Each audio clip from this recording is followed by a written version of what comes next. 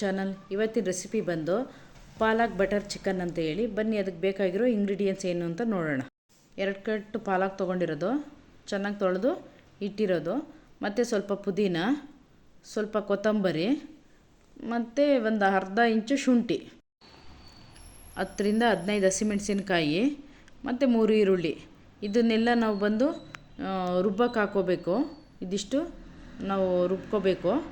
ಇವಾಗ ಅದಕ್ಕೆ ಒಂದು ಅರ್ಧ ಇಂಚು ಚಕ್ಕೆ, 10 ರಿಂದ 15 ಕಾಳು ಮೆಣಸು, ಮತ್ತು ಏಲಕ್ಕಿ 4, ಒಂದು 6 ರಿಂದ 7 ಲವಂಗ, 4 ಟೇಬಲ್ ಸ್ಪೂನ್ ಆಯಿಲು, ಮತ್ತು ಬಟರ್ ಸ್ವಲ್ಪ ತೊಗೊಂಡಿದ್ದೀನಿ, ಒಂದು ಅರ್ಧ ತೊಗೊಂಡಿರೋದು ಬಟರು, ಮತ್ತು ಚಿಕ್ಕದಾಗಿ 3 ರಿಂದ 4 ಈರುಳ್ಳಿ ಒಗ್ಗರಣೆಗೆ. ಇವತ್ತು ಚಿಕನ್ ಮಸಾಲ, ಧನಿಯಾ ಪೌಡ್ರು, ಚಿಕನ್ ಮಸಾಲ, ಗರಂ ಮಸಾಲ ಯಾವುದು ಯೂಸ್ ಮಾಡ್ತಾ ಇಲ್ಲ.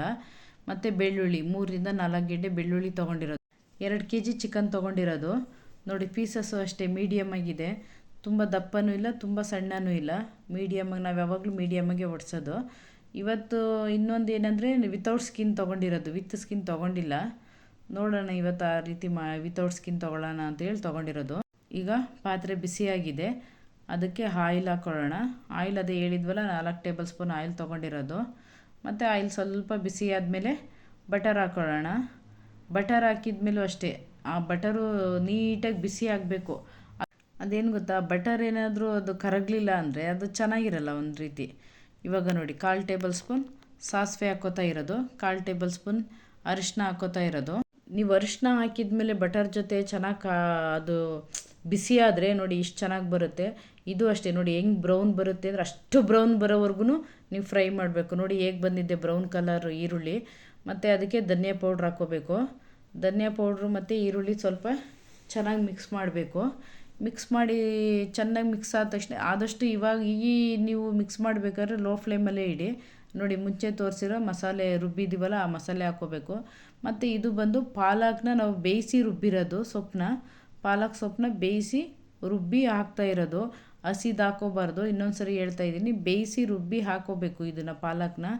ನೋಡಿ ನೀವು ಇವಾಗ ಚಾಪ್ಸ್ ಬೇಕು ಅಂದರೆ ಈ ಕನ್ಸಿಸ್ಟೆನ್ಸಿ ಇರಬೇಕು. ಇಲ್ಲ ಸಾಂಬಾರು ಮಾಡ್ತೀನಿ ಅಂದರೆ ಸ್ವಲ್ಪ ತೆಳುವಾಗಿರಲಿ. ಸಾಂಬಾರಾದ್ರೂ ಅಷ್ಟೇ ಮುದ್ದೆಗೆ, ರೊಟ್ಟಿಗೆ ಎಲ್ಲದಕ್ಕೂ ಚೆನ್ನಾಗಿರುತ್ತೆ. ಇದಾದರೆ ಸ್ವಲ್ಪ ದೋಸೆ ಇದಕ್ಕೆಲ್ಲ ಚೆನ್ನಾಗಿರುತ್ತೆ. ಸಾಂಬಾರಾದ್ರೂ ಅಷ್ಟೇ ಚೆನ್ನಾಗಿರುತ್ತೆ. ಇವಾಗ ನೋಡಿ ನಾವೇನು ಮಾಡಿದ್ದೋ ಪಾಲಕ್ನ ಬೇಯಿಸಿದ್ವಲ್ಲ ನೀರು, ಅದಷ್ಟೇ ನೀರು ಹಾಕೋತಾ ಇರೋದು. ಸ್ವಲ್ಪ ಸಾಂಬಾರು ಥರ ಮಾಡ್ಕೋಬೇಕು ಅಂದರೆ ತುಂಬ ತೆಳುವಲ್ಲ, ಒಂದು ಮೀಡಿಯಮ್ ತಿಕ್ಕಾಗಿರಬೇಕು ಅಂತ ಹಾಕೋತಾ ಇರೋದು ನೀರನ್ನ. ತುಂಬ ನೀರು ಜಾಸ್ತಿ ಹಾಕ್ಬೇಡಿ, ಚೆನ್ನಾಗಿರಲ್ಲ.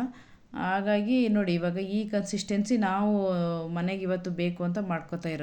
ನಾನು ಯಾವಾಗಲೂ ಪಾತ್ರೆ ಬಾಣಲೆಲೇ ಮಾಡೋದು. ಇವತ್ತು ಹೊರಗೆ ಹೋಗಬೇಕು, ಕೆಲಸ ಇದೆ ಅಂತ ಒಂದು ವಿಸಲ್ ಕೂಗಿಸಿದ್ದೀನಿ. ನೋಡಿ ಈ ರೀತಿ ಆಗಿದೆ ಇವಾಗ ಸಾಂಬಾರು.